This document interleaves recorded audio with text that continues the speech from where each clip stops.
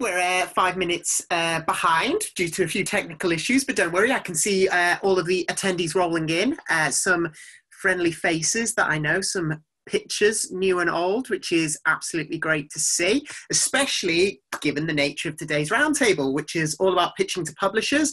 Obviously, as part of this panel, we're going to be touching on things to do, things not to do, advice, and obviously that'll be in relation to, things like the pitch, but obviously also if you're just pitching to publishers in general or just giving a pitch. And, we'll try and touch on the fact that we live in a digital world at the moment, but obviously physical will return at some point, and we've all been doing physical for a while, and see if there's any differences or anything like that. I can see a few people still coming in, so, welcome all. You'll get the gist of this as we go along, but it's pretty self-explanatory. To begin, though, I will let all of my guests introduce themselves. A lot of hosts like to introduce the panelists, but I like to let them do their own introductions. So we'll go in my order, which I'm sure will be different to all of your orders, apart from a few, which by odds should have the same as me. But first up, Stephen, do you want to give yourself an introduction? Yeah, certainly. So I'm Stephen Hay. I work primarily for myself as Hey Stephen Hay, advising lots of indies on marketing mainly, but also pitching. And I also act as a scout for a medium-sized publisher called Merge Games. So I see pitches as well as helping to create pitches as well. I'm actually doing a session on pitching at Pocket Gamer Connects Helsinki next week. So tune in. Yes, Stephen is one of the judges for our PC and console Big Indie Pitch, which is next Tuesday afternoon. Another one of our judges for next week is Kay. So do you want to give yourself an introduction, Kay? Certainly. Hi, everybody. I'm Kai, currently serving as a CEO of Paladin Studios. We are I would say, mid-sized independent studio in Den Haag, working on all kinds of platforms from mobile to console to everything else in between. Pleasure to be here.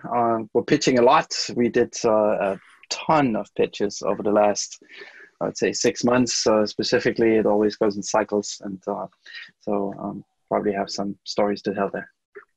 Fantastic, yeah. And to another one of our judges, but also the sponsor of our upcoming PC and console Big Indie Pitch at Pocket Gamer Connects Digital 3, Shin. Do you want to give yourself an introduction? I forgot that was me. Sorry. Hello. I'm Shintaro Konoya. I'm the founder and CEO of a company called Chorus Worldwide. We're an indie games publisher with the majority of stuff that we do being taking Western games out to Asia. Been involved in a lot of the pitches, judging a lot of pitches, but in turn we also do pitch to other people as well. For example, platforms like Microsoft and Switch and Nintendo, etc. So, been on both sides of the table. So, yeah, looking forward to this discussion. Fantastic. And next up is Kathleen, another one of our judges. Hi everybody, welcome, and it's awesome to be here again. Pitching is one of the core of indies, of course, and it's not easy. It's not an easy exercise. I've been hearing a lot of pitches during my career. I've been in the industry for a couple of years now. That's the least we can say. And it's always difficult to do not only the elevator pitch, but also the full pitch to platforms or to judges in 5 minutes as we are used to. It's quite an exercise. Yeah, and last but certainly not least, from Quali, coming here to represent Quali. Quali are our season sponsors on the digital season of the Big Indie Pitch, and the whole reason we're able to bring this roundtable to you today. So thank you for joining us, Jack. And do you want to give us an introduction of what you guys do? Because I think a lot of the people in the audience will probably more know Simon or Jake. Yep. So I'm a publishing manager at Quali. I was Quali's first publishing manager. So I kind of helped set up the department and sort of saw it grow. And so I've had the opportunity to see hundreds and hundreds of mobile pitches over my time at Quali. So I'm looking forward to being a part of this talk. Fantastic. So, obviously we're up and running now, and we won't hold the questions any longer. And I think I'm going to start with a fairly broad question, probably one that a lot of the audience wants to know the answer to. And I know there's many answers, but we'll get to the nuts and bolts of some opinions. And I think I'll start with you, Jack, since we were just chatting. But yeah, what do you think goes into a successful pitch, especially when you're looking for a publisher? I know it's a broad question, but if you get the ball rolling with some thoughts on what you think makes a really good pitch, and we'll see where the conversation goes. Yeah, so it might be a little bit of an unusual starting point, but I think a key element of it is just doing your research on the publisher before you pitch to them first as well.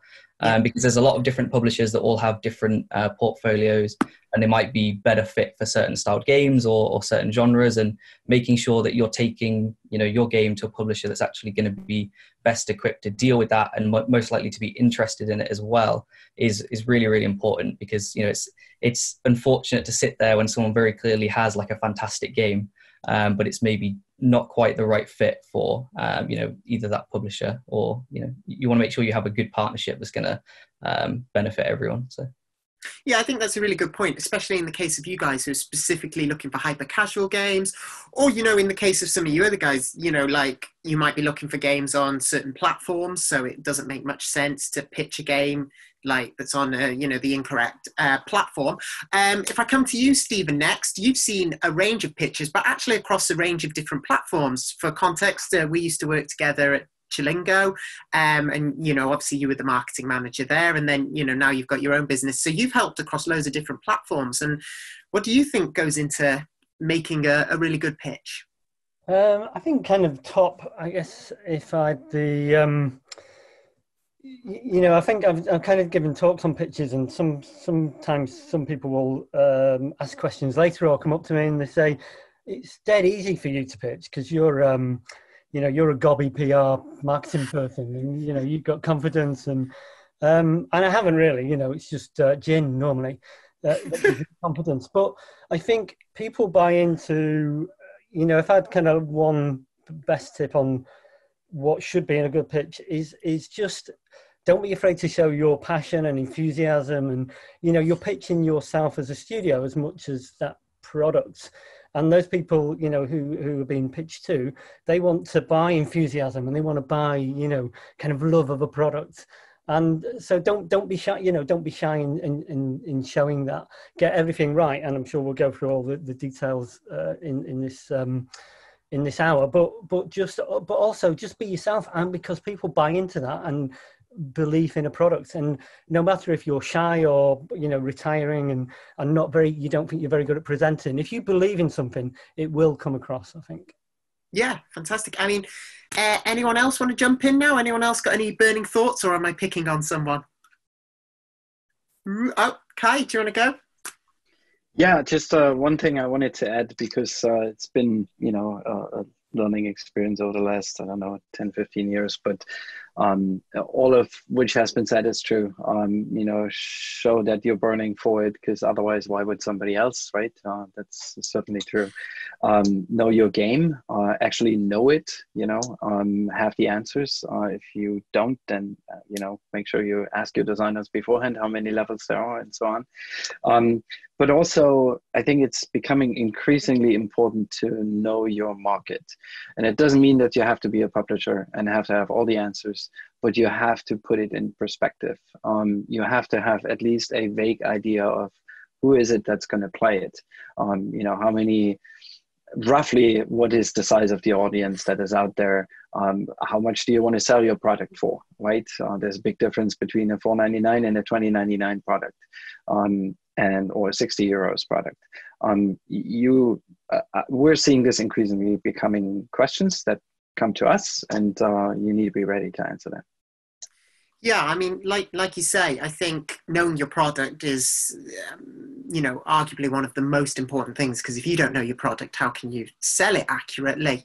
I suppose one thing that's interesting to me, which maybe Kathleen or Shin can jump in on, is I think one thing I've noticed recently when talking to a lot of developers is kind of also understanding what a publisher is offering, because I think sometimes there's a misunderstanding on maybe what the developer wants out of the publisher, and that then affects the pitch somewhat. You know, maybe some people might actually be looking for an investor rather than a publisher, or some people might want a consultant rather than a publisher, or equally, some people might be getting it the wrong way around and actually need a publisher when they think that they, you know, are better off doing it another way. Kathleen, I can see you're unmuted, so what do you think? Yeah, I totally agree with what the guys said earlier, but I also wanted to add that it's necessary to be realistic. Yeah. And not being asking for tons of money or not enough money, because that also happens a lot with studios in other countries like Latin America. It happened to me last week. But then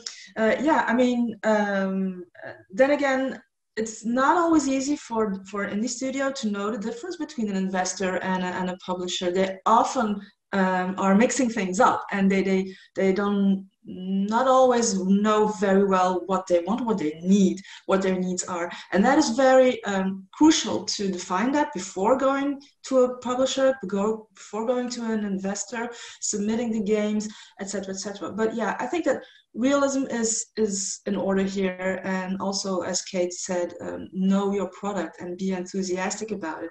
It's always part, and it's always so heartwarming to hear the developers talk about their baby, actually, because it's that, right? But yeah, sometimes making the difference between an investor and a publisher is really necessary, because it is very different, a very different pitch also. Yeah, and Shin, don't think you got away with this. You got anything to add on your top tip to developers, or you know, anything based on what any of the other panelists have said? It's such a big question, isn't it? But I think there's a couple of things. I think what Jack was saying about, you know, trying to figure out what the publisher wants, I think is a really good one to figure out whether you're pitching to the right publisher. At the same time, I would say that sometimes there are things going on inside publishers you won't necessarily know about. Their priorities might have changed. So, you know, it really surprised me the Fall Guys came out from the guys that did Hotline Miami, right? So stuff like that, you don't necessarily know that there might have been something changed there. So pitch as often as to as many people as possible, because you don't know, and get used to hearing no a lot. You only need one yes, or maybe a couple of yeses at the end of the day if you're going regional. And also, I think for most publishers, they're seeing a lot of pitches. So get to the point as quickly as possible, and get to whatever is most exciting, that you think is most exciting in your pitch, as quickly as possible, because it really is that step that you make when you're presenting a game, when you're trying to get someone excited as quickly as possible, is the exact same step a publisher is going to have to do going to the market, right? So how do you get someone interested as soon as possible? So if you as a pitcher can kind of almost do that job for them, showing this is the most exciting part of the game, this is why I think you as a publisher should be excited, that most likely will be the same thing the publisher does when they go to market themselves. If you can get to that quickly, then that's a really big help, I think, for you and the publisher. Yeah, and I think what you raised there, Shin, is exactly what I wanted from this roundtable, which is just seeing where the conversation goes and the flow. And so I'm actually going to throw something in that, you know, I know that every single one of you is qualified to speak on, but wasn't in my original preliminary questions. But I think it's important because it's what developers are constantly asking me as, you know, someone who sees an equal number of pitches as you guys, and that's structure and what things to keep in and what things to leave out. And as you just said, Shin, getting to the point straight away is really important, because at the big indie pitch, yes, we only give 5 minutes, and you know, a lot of people say that's too short, but ultimately that's kind of how much time you've got to grab someone's attention, even in like a half-hour meeting, arguably. So I just wonder, when it comes to structure, is there anything that you guys enjoy seeing over other things? Like, and what I'm driving at here, for example, is the kind of things I always go on about, focusing on the game. You know, are you wanting to know about the company and their inspirations, or are you wanting to get to the game straight away? Are you wanting to know what makes it unique and different, or are you wanting market analysis first and foremost? And I'm sure I might actually get different answers from all of you guys, but I'm going to pick on Stephen to start with, since you're next to me on my screen. And, you know, what in your experience, not just you as a, you know, someone who helps people from a marketing point of view, but also in your capacity as a Merge consultant? Yeah, well, I'm putting together this presentation right now for next week, actually, which because it's a question I get asked a lot. So I've made up a game in my tiny head, and I've done a pitch for it, and that's basically what I'm going to pitch next week as my talk on structure. But I would think for me personally, I'm a marketer, so I want that X statement. Give me a sentence of why I should be excited, why I should care, why it's different.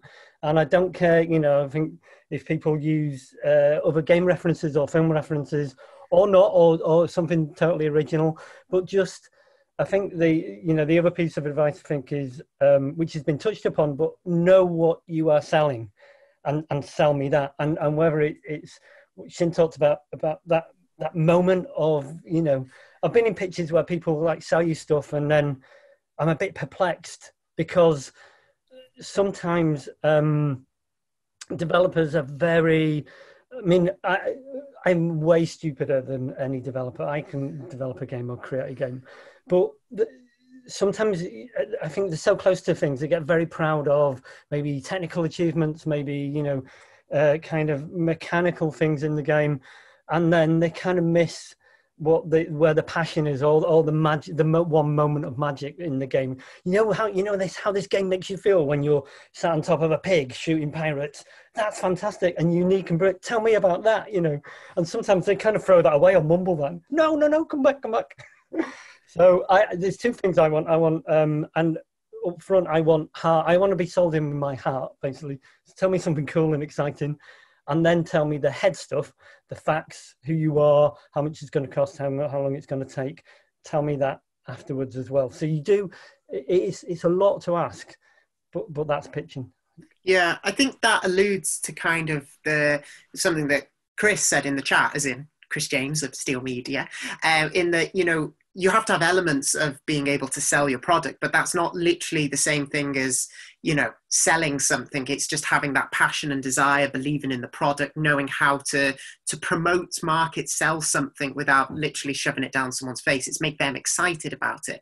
I want to come to you, Jack, next though, because I wonder if you guys at Quali have a slightly different angle, given that, you guys are specifically focusing on hyper casuals. So what I'm wondering is, if someone was pitching to you, are you wanting to know the hyper casual merits of it first, or are you wanting to know kind of what Stephen alludes to, the passion first, and then obviously double down on that it's hyper casual?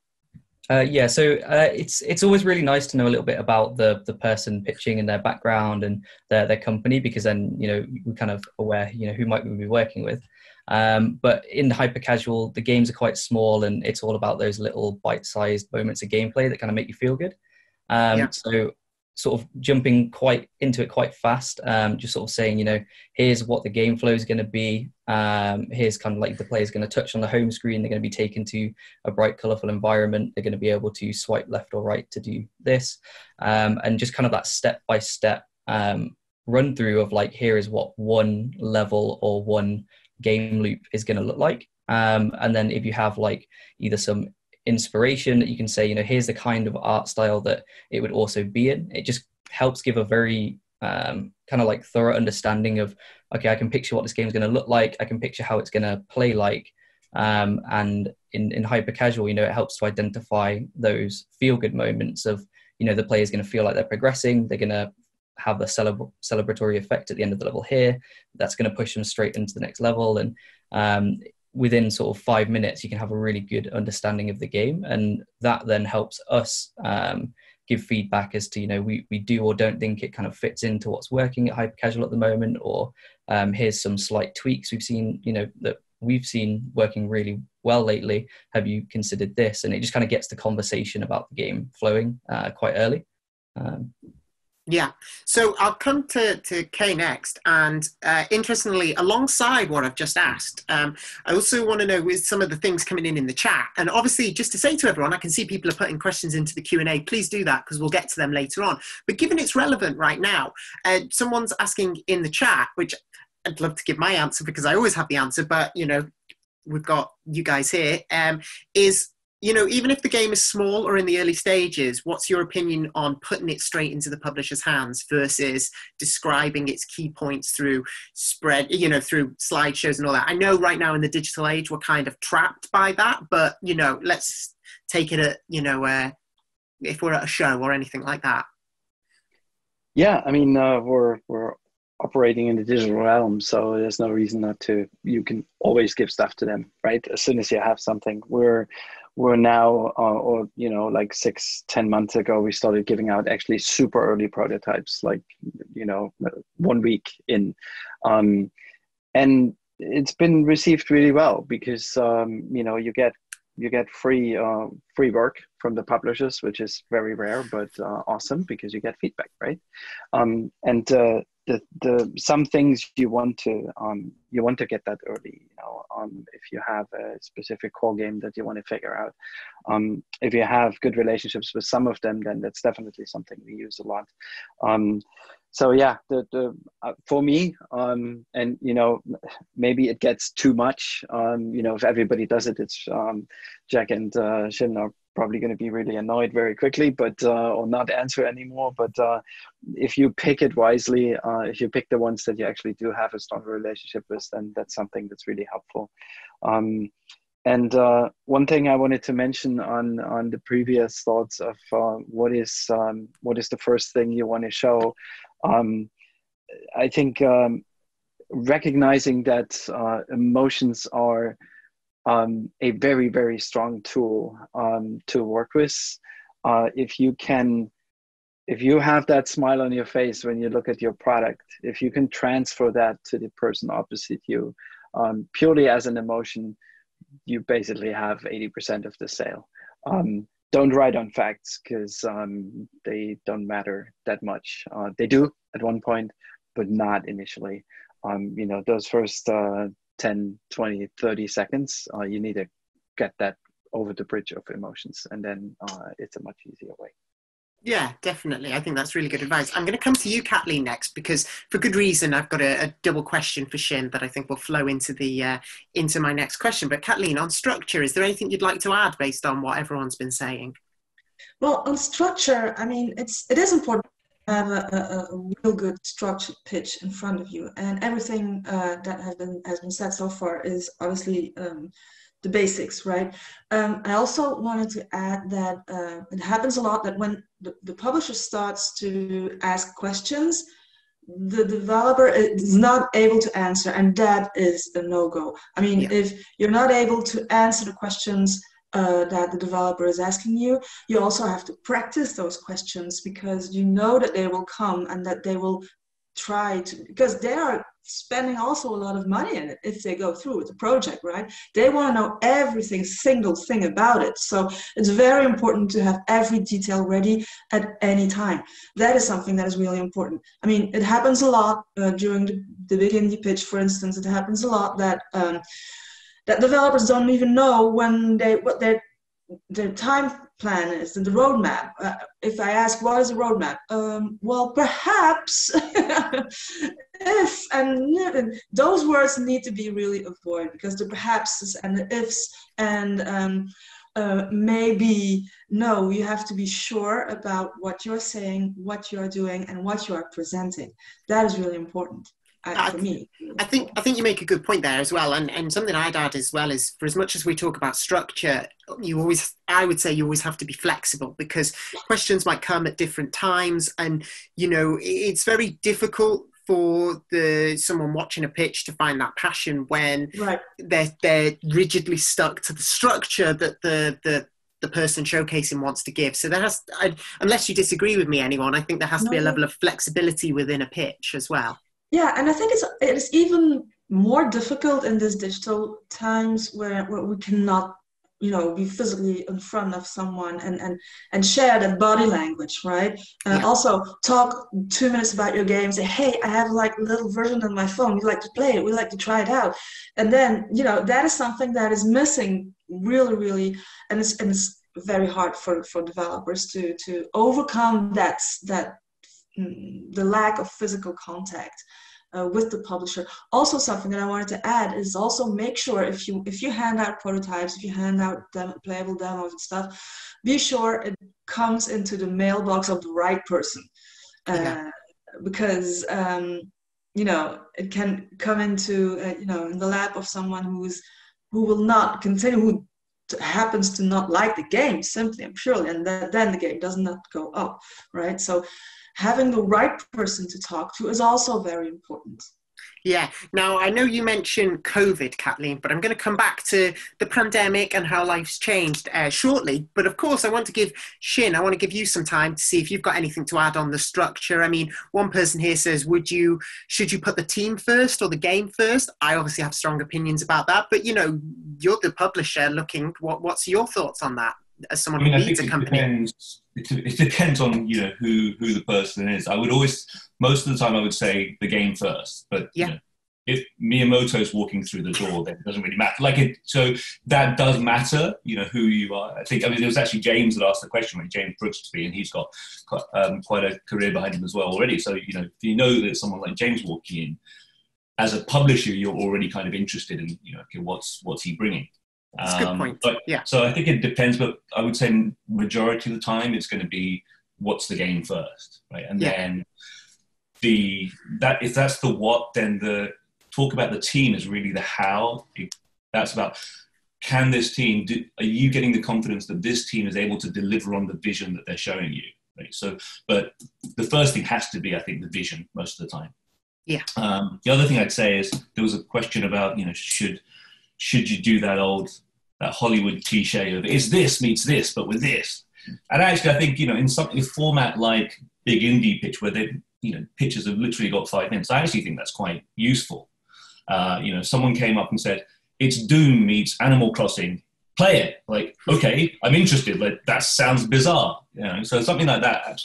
But you have to have something that, you know, kind of stands up to that. Otherwise, it's a bit pointless. So, yeah, and I think the other thing is you've got to remember that the first pitch it's like a first date. It's a beginning of a conversation. It's a beginning of a relationship if you're lucky. So you don't have to do everything in that first pitch. Right? Just get them, tease them, right? Get the person interested, and then hopefully that'll lead to a second date, etc., etc. So I think it's important to keep that first pitch in the context of hopefully what will become a longer relationship. Yeah, you just have to make them fall in love with your game, and it's not easy, because falling in love is not easy, and also you have to show why your game, because I mean, publishers see hundreds and tons of pitches all the time, but why is your game so exceptional? What makes it stand out? Why is it better than others, in your opinion?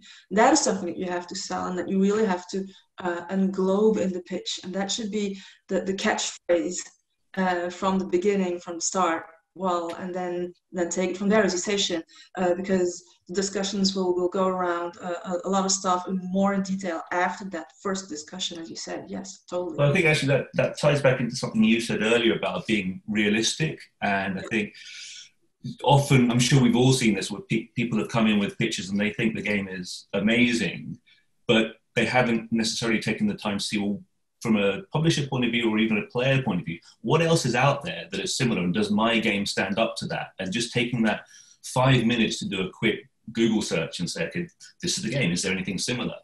You know, is really important. So being realistic is so important, I think. And yeah, you raised that point earlier, so.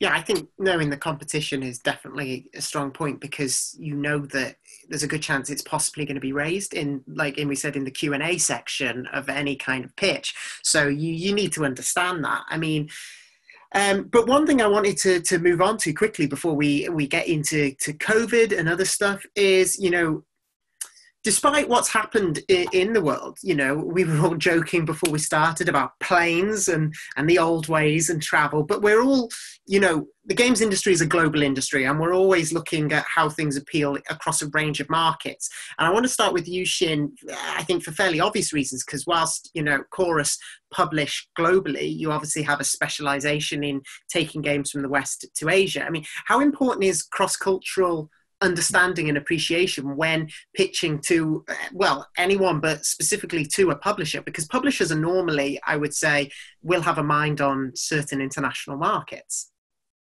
Yeah, I mean, obviously I'm going to say it's important, but from a developer's point of view, I will always say, first and foremost, focus on what you want to make, right? Yeah. And to some extent, there's a book called Ignore Everybody, all about creativity, and you kind of have to do that to some extent. And also, if you try and take into account different cultures that you don't always necessarily know about, but you think you do, so I don't want to do this because I might offend people in Japan, for example. Unless you really know what's going to offend people in Japan, I wouldn't take that consideration into account, because you're going to filter based on incomplete information.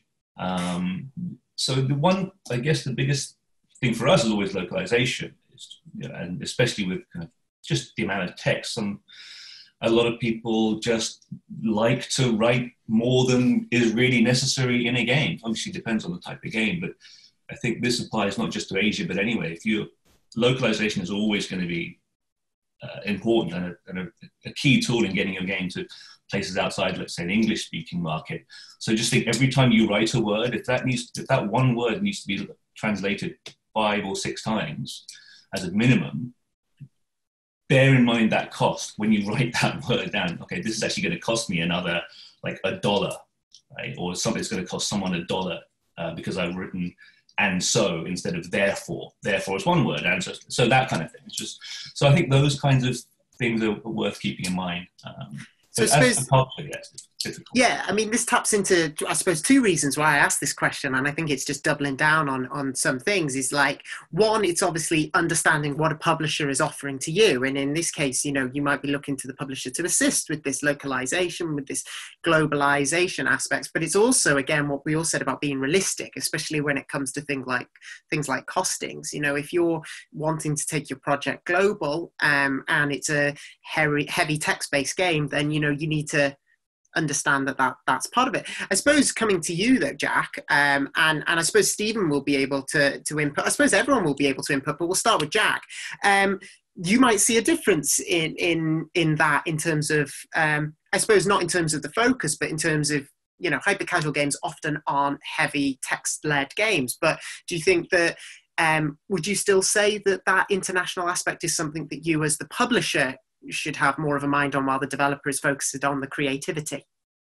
Yeah, definitely. And I think I kind of agree with Shintaro that, we always advise, go and focus on building the game, build something that you're proud of, that you're enthusiastic about, and then, present it to a publisher like us. And, we're there to help then guide, this element might be a little bit insensitive in this region. If it becomes an issue, we can flag it early. But I think in the early stages, just build something you like, present it to a publisher. Hopefully they're as enthusiastic about it as you are, and then that they're able to help you with things like localization and making sure that it's taken in the right way in the right regions, and kind of expanding your global reach. Because I think for a publisher, that's a big part of their role, is helping you market your game globally, making sure that it's performing as well as it can in all areas. And so just having a really good core game is crucial to that. Yeah, I think it's great that we've had a fairly simple answer. I do want to give anyone else some time to chip in here. Stephen, I can see you've unmuted. Is that? Yeah, well, I was just being polite, really. That's why I'm getting my fee, isn't it? We're getting paid. Yeah, I mean, from a Merge perspective, we're fairly, Merge's largest audience is still predominantly the US, so we're fairly kind of US kind of centric. And I think it's what, was said before about knowing your publisher and knowing the publisher's strengths and what territories that they're big in. Yeah. And then there's the thing about, well, you don't know everything that's going on in the public face as well, which has also been said. So people may be purposely trying to, expand segments of the market which they are not known for doing. In my experience, so it's not generally territorial. It's more about it could be genre specific, So, like, for example, we may be on the lookout for a graphic novel or an interactive novel, because we see that that's big. That there's a market there. It's not oversaturated. rather than a specific territory that we would try to kind of target.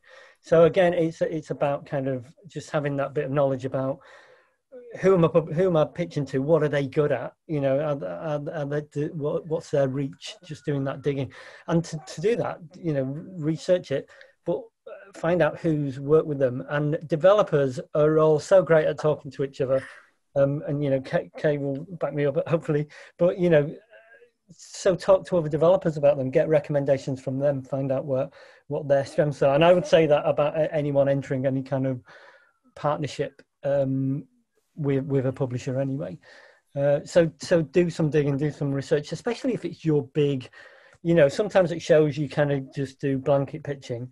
And I get that because the opportunity is there, but sometimes you'll have your dream publisher or your shortlist really do some digging and know what they're good at. I think that's actually really fascinating and, fantastic advice, is the fact that we talk about the cross-cultural stuff. And, I raised it because, people ask me, but, actually a lot of the time I think, everyone is thinking about it the wrong way round. And, if you're pitching to a certain publisher who's strong in certain markets, maybe you want to know what games are strong in those markets and also what kind of games that publisher tends to be pitching, because, I think that's, any good feedback and, it's going to be good preparation. I think, though, unless anyone else has anything to add on that point, I think I will move on to the next point, which is, because I don't want to miss it out, because I know it's a hot topic for everyone. And I want to touch, and I think we'll start with Kathleen on this one, which is COVID. And obviously not touching on the actual, pandemic itself, but more the way it's changed our world. And, pitching, especially to publishers, how different do you think it is right now? And, is there a strong difference between pitching in person, for example, traditionally at a show or through a meeting, versus doing it digitally, like, through Zoom, like we're doing now, or even by email? Are there different approaches and different things that developers need to be aware of? Oh, it's so complicated for them. I mean, it's really, really hard. It's become amazingly difficult for them. Even if it's easy to attend, there's an event every week, right? So everybody can go to those events. There's no travel cost, no nothing around it. So that's the good part. But the bad part is that it's way more difficult. You have 30 minutes. You're not in front of the person that you want to meet. If the person accepted your invitation, which is not always the case. So it's really, really way more harder than it was before.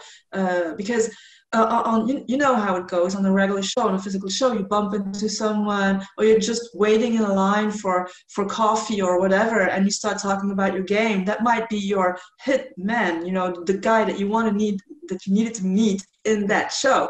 You never know. So the whole random bumping into someone has disappeared, which makes it very, I'd say, almost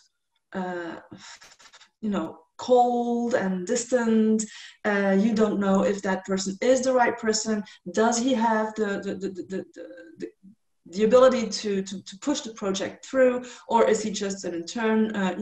Just like well, it's so hard, and I think it's hard also for publishers, because it's according to their scope, they may not find what they are looking for at a specific event. So and you cannot scope your games on the internet only. It's very important for publishers and for developers to be physically present on an event. I'm so convinced of that, even if the digital events are helping a bit, but I mean, it will never replace the real thing. I suppose it's always swings and roundabouts, isn't it? For every good thing that that's taken away, you gain something in the fact that you say, like, there's low costs and low entry point, but the gaining those opportunities could be a little bit harder. I mean, Kay, do you have anything to add on this point, or any tips and advice for developers who are pitching digitally now rather than in person, or maybe I've pitched digitally for the first time and are thinking afterwards, maybe I'll give the physical a go? Yeah, how much time do we have? I think we can talk about the upsides and the downsides of this for a long time. I can briefly touch on it from our perspective. So Yeah. we're lucky in a way that we've been around for quite some time. So we have a very solid network that goes pretty deep and pretty wide, and has solid relationships, closer ones as well. So that's a big advantage right now, because if you don't have that and you need to build that online only, that's going to be tough. However funny and charming you are, it's going to be harder through this medium than personal contact. So that's one thing. That's an upside for us. There's another upside, which, funnily enough, I don't think any of us really thought about before, but the event schedule of the year, right?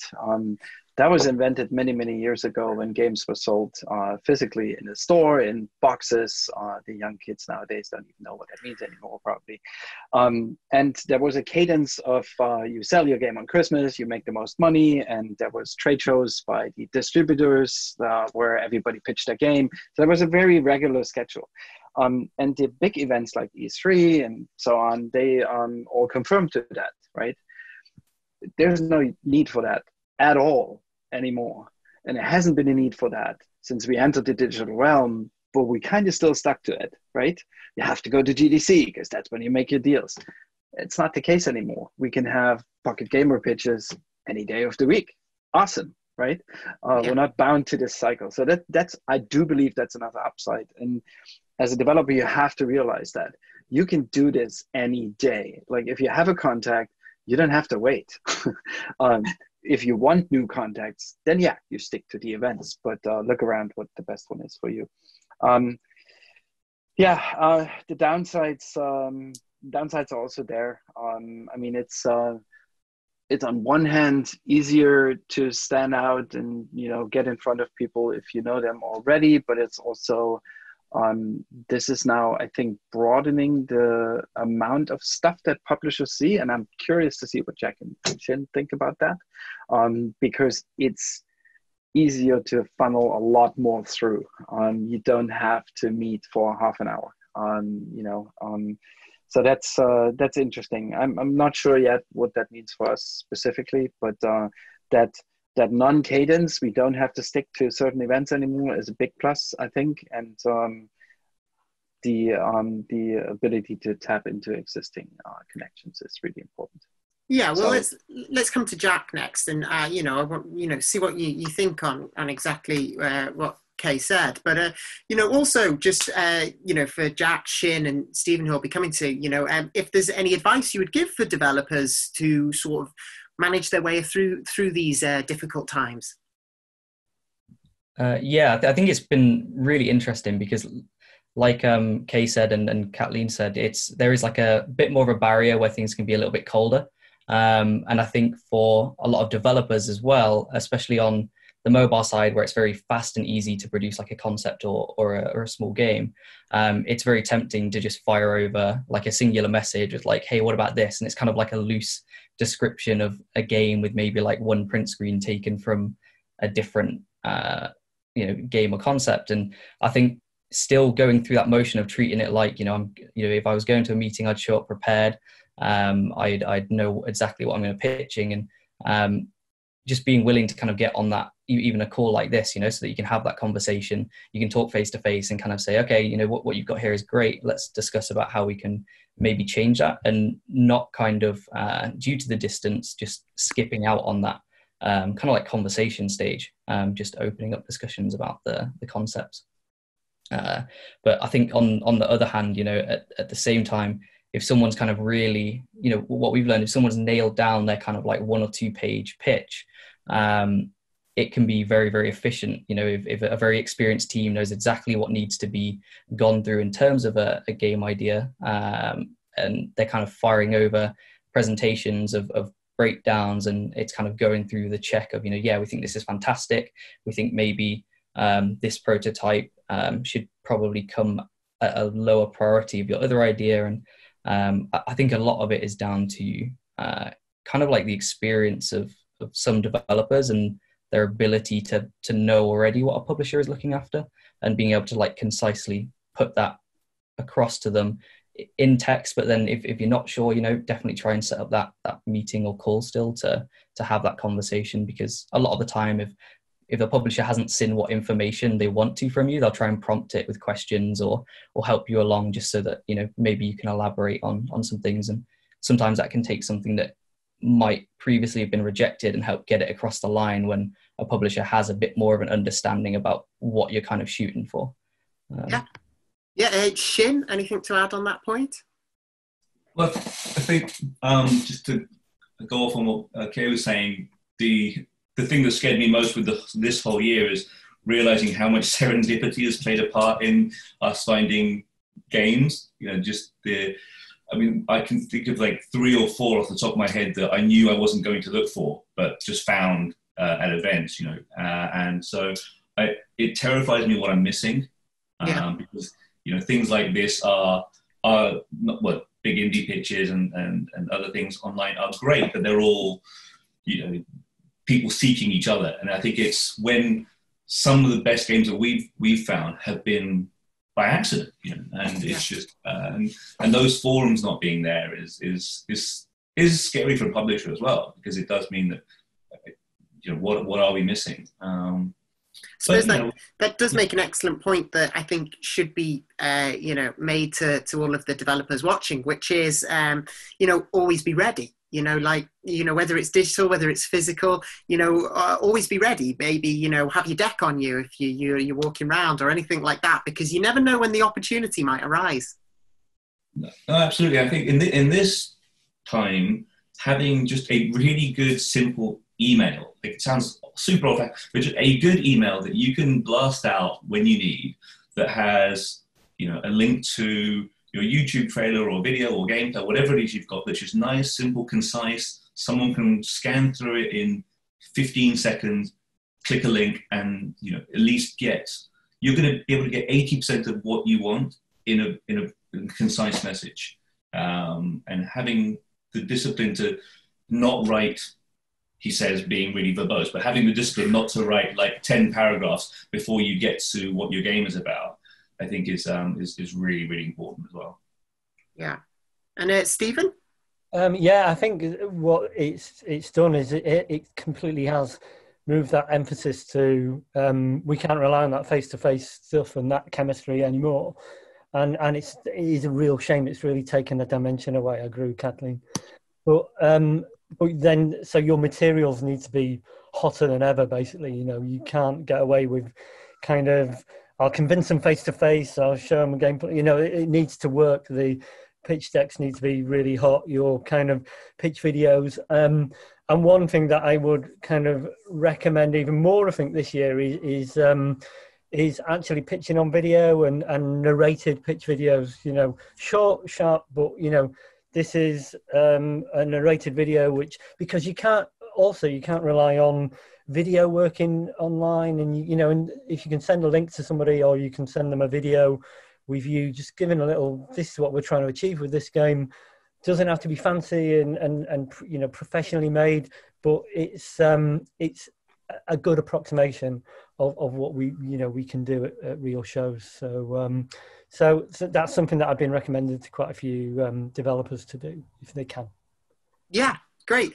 So we've only got a few minutes left, and I want to get to the Q&A. But before that, we've got 2 quick questions. So I'm going to do these 2 questions in sort of a quick fire. So one of them's come into the chat, and I think it's relevant, and I'll do a brief introduction, but someone wants to get some more information on the Big Indie Pitch itself, saying it's 5 minutes to sell my game to journalists and judges. Is that only about the game, or will the pitch need to include budgets and time estimates? Will there be a proper pitch deck, or is it only a presentation? So I can first of all say that as the host, that I would say it's much like what we've been saying in the chat here. You want to obviously include some of those latter things about your budgets and time estimates towards the end, but you want to lead with your game and sort of be flexible in your presentation. Obviously, I'll be sending out a lot more information to all of you lovely pitchers. But given we've got you experts here, does anyone have anything to add on that? Let's make the question a bit more broader. If you've only got 5 minutes to promote your game, do you all agree or not that you would focus in and lead on your game, but obviously maybe mention some of those things later down the pitch? Let's go in order. Stephen? Yes, I do want to know kind of an estimation of the kind of dev budget and also, dev budget and what else? Timelines, time estimates. Time, yeah. So how much is it going to cost me? When's it going to come? And if I love the game as well, then I'll follow up and I'll find out. I mean, there's loads more we need to know, but yeah, the basics, I think, for me. Yeah, of course. Kay, this is just my order. Product means game and everything else around it. Be ready to answer what I mentioned before, but you need to lead with the thing that potentially grabs everybody on the emotional side of things, and that is the game. That's not the numbers. Money is nice to have, but it doesn't trigger emotions. Yeah, Shin, anything to add on that? Yeah, it's always useful to know what the developer's looking for in the publisher, what kind of support they need, or whether it is financial. I think that's always a good slide or something to have in there. Yeah, Jack. I'd say definitely lead off with the game, and then if you have sort of 30 seconds at the end just to update on we think we'll have a prototype within 1 or 2 weeks, or we already have a prototype, just to let the publisher know what kind of rough stage you're at is always useful too. Yeah, Kathleen? Yes, definitely the feasibility of the project, and again being realistic, but definitely show off the game first, and then also include a bit of what is your background? Is your team able to ship the game until the end? Because that is also something that the publisher wants to know, if it's a solid team or not. So I often ask a lot of those questions that we all said during the beginning pitches as a judge, and it's very useful and necessary to need to know that as a publisher, that you need to know what is going on, when is the timeline, what is the roadmap, etc. What is the engine that you're using? Also very important. So definitely all the stuff that we are used to ask actually is so important. Not only the game itself, but those. No need to go into details. No need to add 15 slides about the team, about the Well, it can be very short and to the point. Yeah. I did have a couple more questions, but I think, I know we started a little bit late, so we'll go over a little bit and make sure to ask some questions, some of the audience questions. And what better than the questions from the audience rather than my never-ending questions. Let's try and ask a few of them, and, we'll keep it as short as we can just to see how many we can fit in. So don't worry if your answer's short, but I'm going to combine 2 questions here. And basically the gist of these 2 questions is, what is the right time in terms of production to be approaching a publisher? Like how early? And the other question that kind of links in is, should you already have soft launch data, or, should you be going earlier? Jack, should we start with you? So from our perspective, we think the earlier that you can get in touch about an idea, even if it's just at an early concept stage and you've got like a mock-up of the concept, then earlier the better for us, because then we can offer up what we know about the market. If there's any potential pitfall traps we think might be there in your concept that you might have to watch out for, we're able to kind of flag those up early. On our side, it's early as possible, just to help lean on us for game design as well as kind of project planning. Yeah, feel free to jump in, anyone. If anyone else has got anything to add on this. Kathleen, I can see you're unmuted. Yeah, I'd add to your point, Jack, that it's important to start very early to pitch the game, because publishers also want to see the evolution of the game, where it goes, and they see it most of the time as a partnership, not as taking over an IP or something. So it's really important that the publisher is really on board from the total beginning. So absolutely, as soon as you have your mock-ups ready, shoot away. It's important that partnership and that you know, that there's something like a family thing that is going to be constructed all along down the road. And the publisher is there. Also, the role of the publisher is also being that guiding star and help you with, as a developer, to help to give advice about your game. How could you do this or that better? What should you not do? So yeah, as soon as possible. Yeah. I'm in.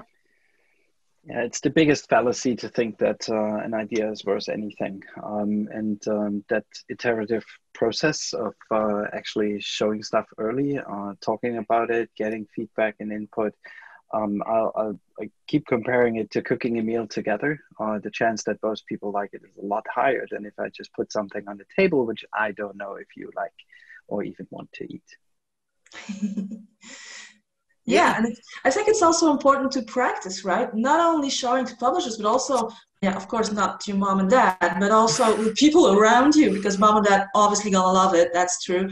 But I mean, also the people around you, your friends, your if you have other developers to show it to, they also can give you precious advice. I mean, it's very important that not only the publisher, but also, yeah, your own circle, their input is also very important, even if they are not in the gaming industry. Yeah. Stephen? Sorry, I think sometimes as well, we've seen, I think we're about, hopefully, we had a great meeting this morning with a dev who, I think this is probably the third game they've shown us, but and this is the one that we think, this works, this really works for us. But we've seen stuff really early, and over the past couple of years, I've really got to know this team and what they're capable of and how fast they iterate. And the first game they showed me was really quite early, and we Merge rarely will sign something without something playable. But I think at this point we probably will, because we know the team now, because we've been talking to them for so long. So I guess that point plays into another point, is that, you know, if one game is rejected, it doesn't mean you've not got a future with that publisher. You know, keep going back. Yeah. Shin, anything you want to add to on this? On the you know, when's a good time to pitch thing, I think. Yeah, I think what Kay said is absolutely right. Just having that conversation. I like that cooking the meal together analogy. I think that's really nice. But you know, when we've done the big indie pitches and we have the judges huddle afterwards, sometimes we will say, "Oh, it's just too early." We have seen pitches when it's just, I don't know, if there's nothing still playable, or the art's still, you know, placeholder and stuff like that. That there is such a thing. I think it can be a bit too early. At least have something that hopefully is playable. And not everyone can do vertical slices, but if you can do that, then that's a really good place to start, I think. Yeah. So sticking with you, Shin, and I'm going to merge these next two questions together, but it does tap into one of the questions I was going to ask, and which is, you know, if we do this more quick fire, is there any common mistakes that developers make when pitching? And equally, because I think it ties into that sort of thing, is, do you think there's any like style of game or trap that, you know, we just really are oversaturated and developers aren't looking for at the moment? Chris, for example, says battle royale games in the mobile or in the physical, you know, in the console space, or .io games maybe in the mobile space. So yeah, I know that's a two-pronged question, but you know, is there any common mistakes and any genres that you feel are completely oversaturated at the moment? I think the common mistakes one. I was trying to think about this because this is one of the questions you asked in the email. Yeah. Seen lots of mistakes, but I couldn't think of any commonalities. Sometimes it can be anything from just being not prepared to talking too much about the team and then leaving yourself 30 seconds to talk about the game right at the very stuff like that. Yeah, and I think all the stuff that we've talked about, get your game out there as quickly as possible, be interesting, be passionate, but also be yourself. You know, I think that's really important, to be sincere. So. Yeah, that's not really an answer to a question, but there you go. I think that actually is an answer. You know, like some of the common mistakes that we see, or at least I see in feedback on the pitch, is things like, you know, like you say, going on too much about things that aren't related to the game and then not leaving yourself enough time. So that's on the structure side of things, or maybe not telling people what the USP is and maybe focusing too much on the competition. So I think, you know, these sorts of elements are good. But does anyone else want to jump in either on is there something you're seeing way too much of, or any sort of common mistakes that are being made? I think. Jack? I think. Sorry.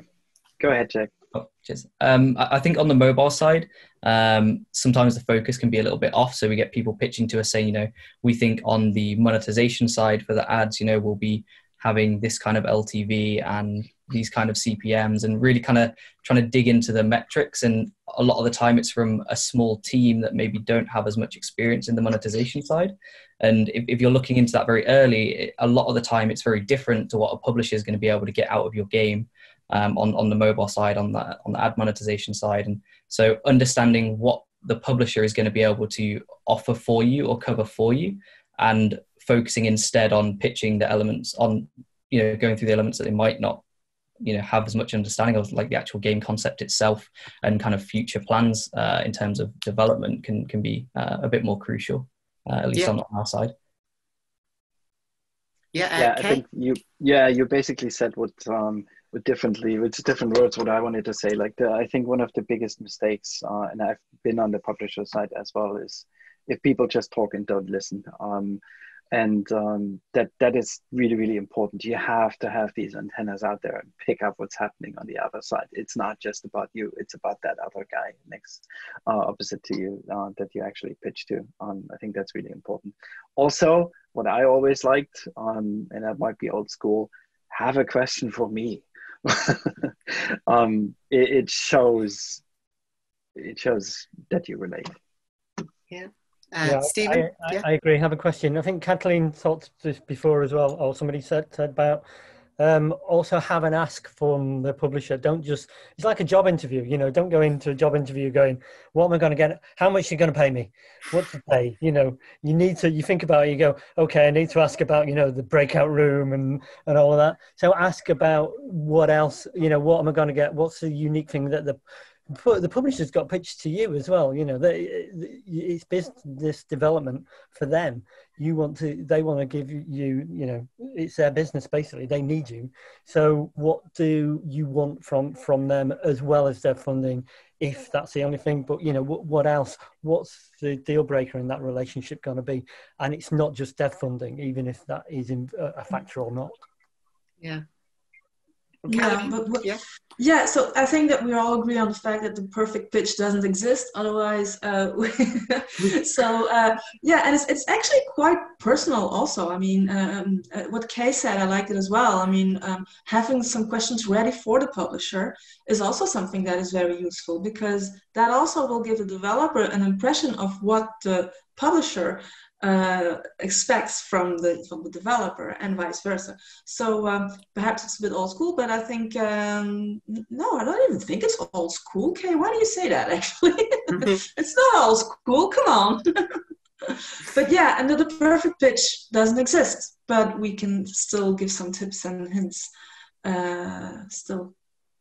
Yeah, well, thank you, everyone. Unfortunately, we've run out of time, but I am going to ask one last thing of you before we end, and that is, of course, we've got big indie pitches coming up next week. You know, we've got the, you know, mobile one, which is a range of sponsors, and obviously our season sponsors, Quali. We've got, you know, Shin, your sponsor, and you'll be judging on our PC and console one on the Tuesday. And I'm just going to go round the table. I'll do it in reverse, so I'll come to you first, Kathleen. But, you know, I want to hear if there's anything motivational that you would want to pass on to any of our pitchers in here, or any of our developers who might be pitching in the coming months. We've got pitches every single month on the mobile side and bi-monthly on the PC side until we can get back to physical. So yeah, Kathleen, anything motivational you want to say to the developers who've been watching this and soaking in all the information? I'd say, first thing I would say, don't hesitate. Don't hesitate. Be honest and be yourself during the pitch. Try to smile as much as you can. Be yourself, and yeah, again, don't hesitate submitting your game, because it's so important, and publishers and judges are out there waiting for you. So yeah, shoot away. Yeah, and Jack? Yeah, I think the same. You know, have a lot of enthusiasm about your pitch. It's your baby, and if you can get the publisher excited about it as well, that's fantastic. And if in the long run it doesn't work out, don't let that be a blocker. You know, get straight back on it, pitch another idea. Always look to kind of be moving forward with it. So. Yeah, and Shin? Not much to add beyond that. I think just as long as you're excited about the game, and that should hopefully come across, and just, you know, when you're making games, it's easy after a while to forget what's exciting and fun about it because you're just in the weeds. And if you need to kind of regain that enthusiasm, then show it to someone that hasn't seen it. And that could actually just be a publisher, and it'll remind you kind of why you like it, and then you can communicate that onwards to other people, because that's so infectious as well.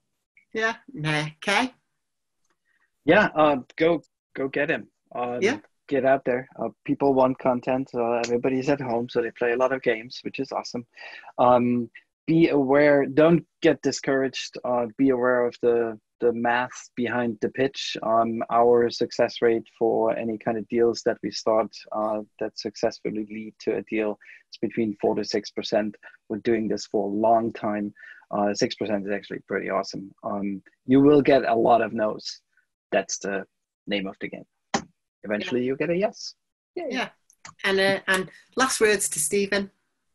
Just don't take back to what Kay says, but don't take rejection personally. It's a business decision, and so don't let that mute your enthusiasm, because you can do stuff that we can't. That's why publishers need developers. Yeah, fantastic. Well, thank you to all of you for, giving up a part of your afternoon to share all this advice. I think there's been loads of actionable stuff. And I think, we did our best to get into what is a sizable topic with only an hour. Of course, I want to say a massive thank you to Kwali as well, because, they've helped support the Digital Big Indie Pitch, and obviously through that creating opportunities for all you guys who are watching. You supported that throughout the whole year, and have also made this roundtable happen. So thank you very much. And I'm looking forward to seeing 4 of you at next week's pitches. Possibly even you, Jack. We'll have to see who's representing Kwali next week. But we'll definitely be seeing Kwali there at the mobile one. But yeah, for now, thank you all so much. Thank you. I think that was a really excellent pitch, and I'm looking forward to seeing you all next week. But yeah, thank you very much. Thanks, Sophia. Thank you. Thanks, Chris. Thank you.